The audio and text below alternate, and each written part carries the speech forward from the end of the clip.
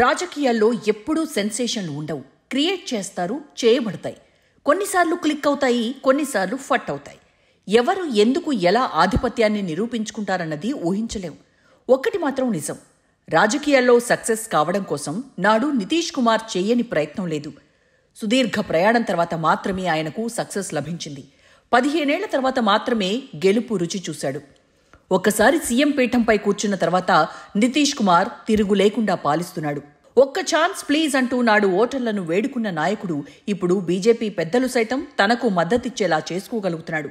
నాడు అంతంత మాత్రంగా ప్రభావం చూపించే రామ్ విలాస్ పాస్వాన్ నేతృత్వంలోని లోక్ జనశక్తి పార్టీని తెర వెనక నుంచి బలీయ శక్తిగా మార్చాలని బీజేపీ చేస్తున్న వ్యూహాలను మాత్రం నితీష్ కుమార్ ధీటుగా ఎదుర్కొంటున్నారు. బీహార్లో నితీష్ కుమార్ను తగ్గించి బీజేపీని పెంచాలన్న వ్యూహం మాత్రం వర్కౌట్ కాలేదు. భిన్న కులాలకు నిలయం బీహార్లో బీసీలే మెజారిటీ వర్గాలు. ఇలాంటి చోట్ల అన్ని కులాలను తమ వైపునకు తిప్పుకోవడం ఏ పార్టీకైనా కష్టమే. అందుకే బీహార్లో ఒంటరిగా వెళ్తే ఏమవుతుందో బీజేపీకి తెలుసు. కష్టమో నష్టమో జేడీయూతో కలిసి వెళ్లక తప్పనిసరి పరిస్థితి. ఎన్నికల్లో గెలవడం కోసం బీజేపీ మరో పార్టీపై ఆధారపడాల్సిందే. ఇదే సిట్యుయేషన్ బీహార్లో మరోసారి భారతీయ జనతా పార్టీకి ఎదురవుతోంది. 3వ టర్మ్ ప్రధానిగా దేశాన్ని ఏలుతున్న మోడీ బీహార్ పజిల్ చిక్కుముడులను విప్పేందుకు ప్రణాళికలు రూపొందిస్తుంటే కులాల కురుక్షేత్రంలో ఈసారైన అధికారాన్ని దక్కించుకోవాలని ఇండియా కూటమి నాయకులు ప్రయత్నిస్తున్నారు. బీహార్ దిగ్గజం లాలూ ప్రసాద్ యాదవ్ తనయుడు ఈసారి బీజేపీ వ్యూహాలు, నితీష్ కుమార్ చాణక్యాన్ని తట్టుకొని గ్రాండ్ ఓల్డ్ పార్టీ కాంగ్రెస్ సాయంతో విజయం సాధించాలని ప్రయత్నిస్తుంటే బీహార్ సమరాంగణం వచ్చే నెల రోజుల పాటు ఎంతో ఉత్కంఠకు కారణం కాబోతోంది.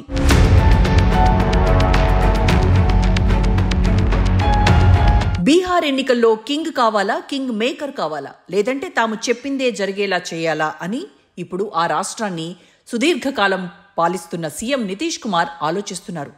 ఏదో ఒకటి చెయ్యాలి. బీహార్ ఎన్నికల తర్వాత నితీష్ కుమార్ ఎలా ఉండబోతున్నారన్న దానిపై ఇప్పుడు సర్వత్రా ఆసక్తి నెలకొంది. సీఎం పీఠానికి ఫెవికాల్ అతికించుకున్నారా అన్నట్టుగా వ్యవహరించే నితీష్ కుమార్ ఏం ఆలోచిస్తున్నాడన్నది రాజకీయ మేధావుల ఆలోచనకు అందదు. గతేడాది ఆగస్టులో జరిగిన పుస్తక విడుదల కార్యక్రమంలో అప్పటి బీహార్ గవర్నర్ రాజేంద్ర అర్లేకర్ నితీష్ కుమార్ను అంతకు ముందెన్నడూ లేని విధంగా పిలిచారు. అజాత శత్రువు అంటే శత్రువులు లేని వ్యక్తి అని, ప్రతిపక్షాలతో కూడా స్నేహపూర్వక సంబంధాలను కలిగి ఉండేవాడని, వారిని ఎన్నడూ తప్పుగా పిలవడని, నిందించడని చెప్పారు. సీఎం నితీష్ కుమార్ ఎవరిపైనా ద్వేషం ఉంచుకోడంటూ ఆకాశానికి ఎత్తారు.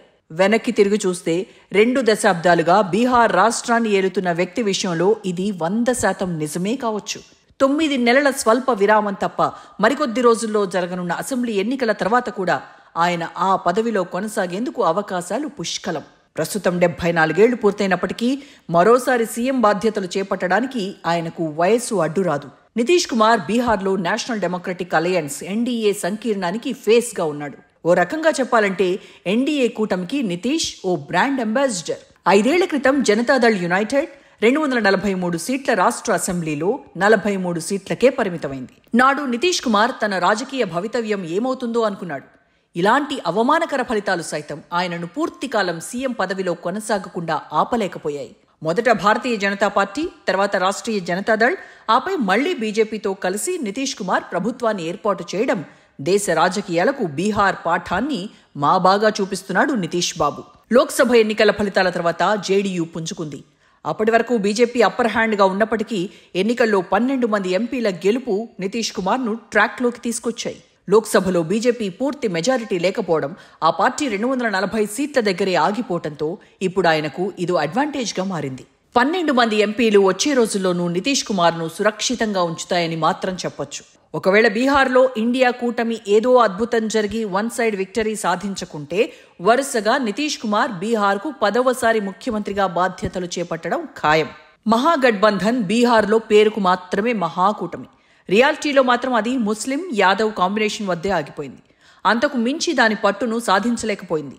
ఎన్నికల వ్యూహకర్త నుండి రాజకీయ నేతగా ట్రాన్స్ఫార్మ్ అవుతున్న ప్రశాంత్ కిషోర్ జన్ సూరజ్ పార్టీ బీహార్లో మరో ప్లేయర్. పీకేగా దేశవ్యాప్తంగా పాపులర్ అయిన ప్రశాంత్ కిషోర్ ఈసారి బీహార్ ఎన్నికల ద్వారా తాను కింగ్ మేకర్గా ఆవిర్భవించాలని కోరుకుంటున్నాడు. ఎన్డీఏ ఓట్లను చీల్చి నితీష్ కుమార్ను మరోసారి అధికారంలోకి రాకుండా అడ్డుకోవాలనుకుంటున్నాడు. ఆపరేషన్ సింధూర్ దేశవ్యాప్త కులగణన తర్వాత బీహార్లో ఎన్డీఏ అవకాశాలు మరింతగా పెరిగాయి. ఆపరేషన్ సింధూర్ తర్వాత ప్రధానమంత్రి మోడీ మే 29న పాట్నాలో భారీ రోడ్ షో నిర్వహించారు. 5 నెలల్లో ఆ రాష్ట్రానికి 3వ వచ్చి వెళ్లారు. జూన్ 20న చివరిసారిగా పర్యటించారు. కాంగ్రెస్ ఇన్ఛార్జ్ జనరల్ సెక్రటరీగా కృష్ణ అల్లవార్ను, పీసీసీ చీఫ్గా దళిత నాయకుడు రాజేష్ కుమార్ను హస్తం పార్టీ నియమించింది. కాంగ్రెస్ అగ్రనేత రాహుల్ గాంధీ సైతం బీహార్లో తరచుగా కనిపిస్తున్నారు. కన్హయ్య కుమార్ నేతృత్వంలోని పలయన్ రోకో నౌకరీ దో పాదయాత్ర వెనుక కాంగ్రెస్ ఇన్ఛార్జ్ అల్లవారు వ్యూహాలు రచిస్తున్నారు.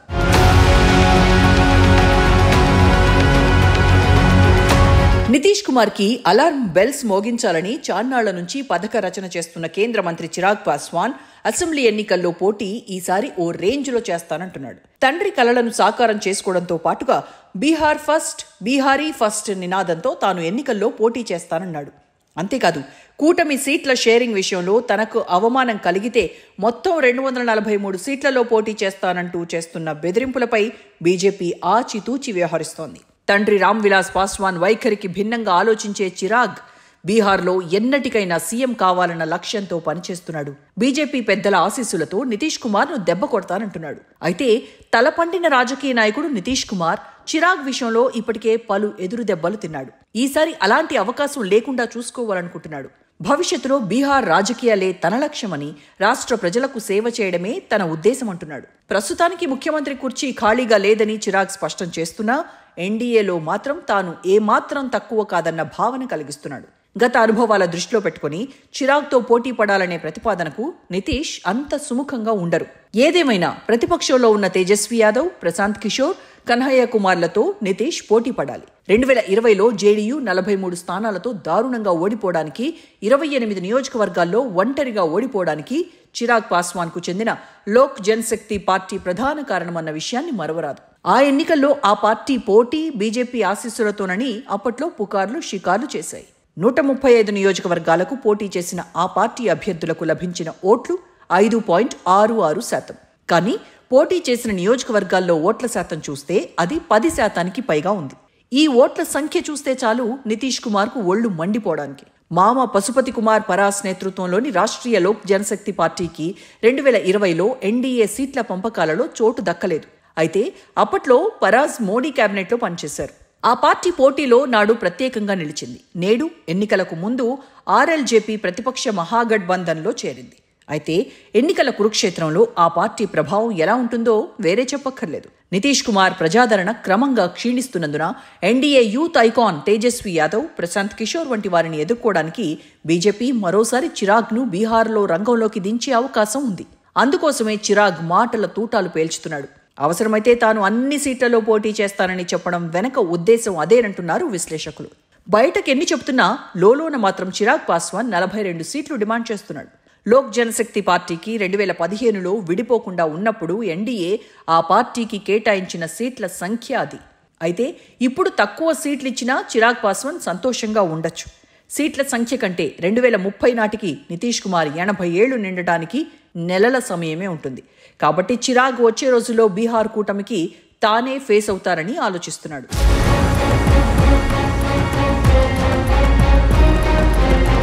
హిందీ హార్ట్ ల్యాండ్లో స్వతంత్రంగా ప్రభుత్వాన్ని ఏర్పాటు చేయడంలో విఫలమైన ఏకైక రాష్ట్రం బీహార్లో బీజేపీ అసలు సమస్య ఇదే. బీజేపీలోకి అన్ని ఆధిపత్య కులాల నుంచి వచ్చిన నాయకులున్నారు. ఉప ముఖ్యమంత్రి సామ్రాట్ చౌదరి కోయేరీ సామాజిక వర్గం నాయకులు. విజయ్ కుమార్ సిన్హా, గిరిరాజ్ సింగ్ ఇద్దరు భూమిహార్లు. మంగళ్ పాండే, రాజీవ్ ప్రతాప్ రూఢి ఇరువురు బ్రాహ్మణులు. యాదవ సామాజిక వర్గం నుండి నందకిషోర్ యాదవ్, నిత్యానంద్ రాయ్, దళిత వర్గాలకు ప్రాతినిధ్యం వహిస్తున్న సంజయ్ పాస్వాన్, జనక్ రామ్ ఉన్నారు. ఇక కాయస్థాకు చెందిన రవిశంకర్ ప్రసాద్ కీలకంగా ఉన్నారు. అయితే వారిలో ఎవరికీ బీహార్ అంతటా ఆకర్షణ లేదు. పార్టీని ముందుకు తీసుకువెళ్లలేరు. నితీష్ కుమార్ ప్రభుత్వంలో ఉప ముఖ్యమంత్రిగా పనిచేసిన సుశీల్ కుమార్ మోదీ రాష్ట్రంలో బీజేపీకి అత్యంత పాపులర్ లీడర్ అయినప్పటికీ ఆయన కన్నుమూశారు. ఆయన వైశ్య కులానికి చెందిన వ్యక్తి. బీహార్లో నితీష్ అత్యంత ఎత్తైన కుర్మీ నాయకుడిగా ఎదిగినప్పటికీ కోయేరీలు కూడా జేడీయూకు బాసటగా ఉండే సామాజిక వర్గంగా చెప్పాల్సి ఉంటుంది. కుర్మీలు, కోయేరీలు సాంప్రదాయకంగా లవ్ కుష్ గ్రూప్గా ఉంటారు. పొరుగున ఉన్న ఉత్తరప్రదేశ్లో కేశవ్ ప్రసాద్ మౌర్య వంటి కుర్మీ వర్గం నుంచి ప్రముఖంగా ఉన్నా బీహార్లో సొంత కుర్మీ నాయకుడిని బీజేపీ తయారు చేయలేకపోయింది. సామ్రాట్ చౌదరికి కోయేరీ కమ్యూనిటీలో కొంత ప్రభావం ఉన్నా లోక్సభ ఎన్నికల్లో కూటమి తర్వాత తెలివిగా వ్యవహరిస్తున్న రాష్ట్రీయ లోక్ మోర్చా నాయకుడు ఉపేంద్ర కుష్వాహా వంటి ఎన్డీఏ నాయకులు ఆలోచనలో పడ్డారు. ఎన్నికల్లో ఓటమితో ఆయనకు కేంద్ర మంత్రి పదవి ఊడింది. రాజ్యసభకు పంపినప్పటికీ ఆయన తన పట్ల అన్యాయం జరిగిందనే భావనతో ఉన్నాడు.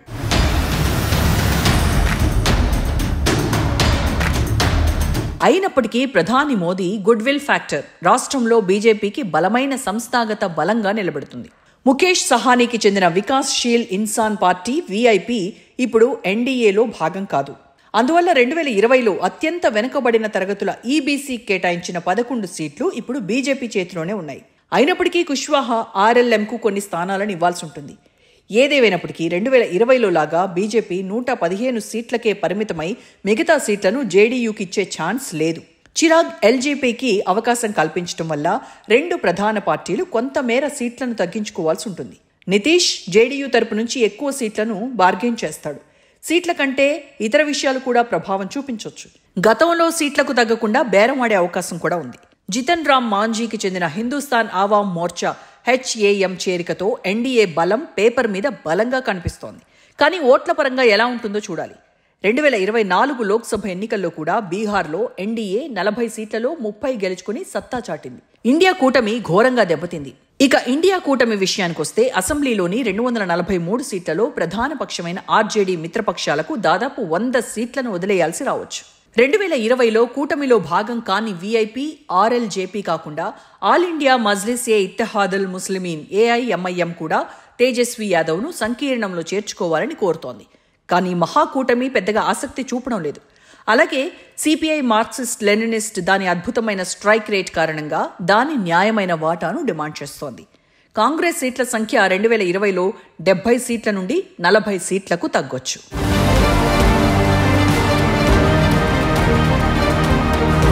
2014 నుండి నితీష్ కుమార్ రాజకీయ జీవితం సమాధి అంటూ చేసిన ప్రచారానికి ఆయన ఘాటుగానే బదులిచ్చారు. రాజకీయ మరణ వార్తల ప్రచారం చేసే నోళ్లను అజాత శత్రువు ప్రతిసారి మూపిస్తూనే వచ్చాడు. వ్యతిరేకులను అధిగమించాడు.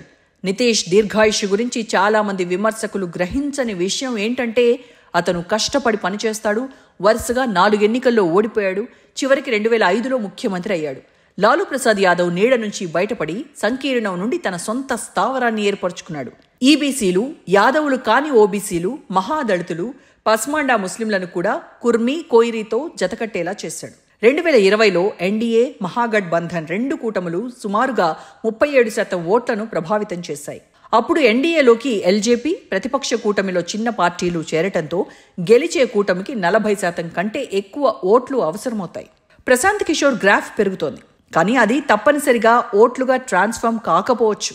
1995లో ఒంటరిగా పోటీ చేసి తన మొదటి ఎన్నికల్లో సిపిఐ ఎంఎల్తో కలిసి కేవలం 4% ఓట్లను మాత్రమే గెలుచుకున్న నితీష్ కంటే ఎవ్వరూ బీహార్ను బాగా అర్థం చేసుకోలేరు. అయితే ఆసక్తికరంగా ప్రశాంత్ కిషోర్ కూడా నితీష్ లాగే లాంగ్ గేమ్ ఆడుతున్నట్టు కనిపిస్తోంది. ప్రశాంత్ కిషోర్కు మద్దతుగా గురువు, నమ్మిన బంటు, సహాయకుడు ఆర్సీపీ సింగ్ ఉన్నాడు. జేడీయూలో తన వర్గాన్ని జాన్ సురాజ్లో విలీనం చేశాడు. జేడీయూ బలీయమైన ఓటు స్థావరంపై ప్రశాంత్ కిషోర్ దృష్టి పెట్టాడు. నితీష్ కుమార్ తర్వాత ఆ పార్టీ మనుగడ సాగించే అవకాశం లేదని పీకే నమ్ముతున్నాడు. 9 సార్లు ముఖ్యమంత్రిగా పనిచేసిన ఆయన వంశపారంపర్య రాజకీయాలను సృష్టించిన తన తోటి సోషలిస్టుల మాదిరిగా వ్యవహరించలేడన్న భావన ఉంది. నితీష్కు 44 ఏళ్ల ఒంటరి కుమారుడు నిశాంత్ కుమార్ ఈ దశలో రాజకీయ రంగ ప్రవేశం చేసే అవకాశం చాలా తక్కువ. జేడీయూకి చెందిన 12 మంది లోక్సభ ఎంపీలు తన బలమని ఆయన నమ్ముతాడు. అందుకే ఈసారి బీజేపీ బీహార్లో ప్రయోగాలు పెద్దగా చేయకపోవచ్చని ఆయన నమ్ముతున్నాడు. ఇండియా కూటమిలో భాగంగా బీహార్ బయట తనకంటూ పెద్ద పాత్రను ఎలివేట్ చేసుకోవడంలో విఫలమైన నితీష్ కుమార్కు ఈ సంవత్సరం జరగనున్న ఎన్నికలు చివరివి కావచ్చు.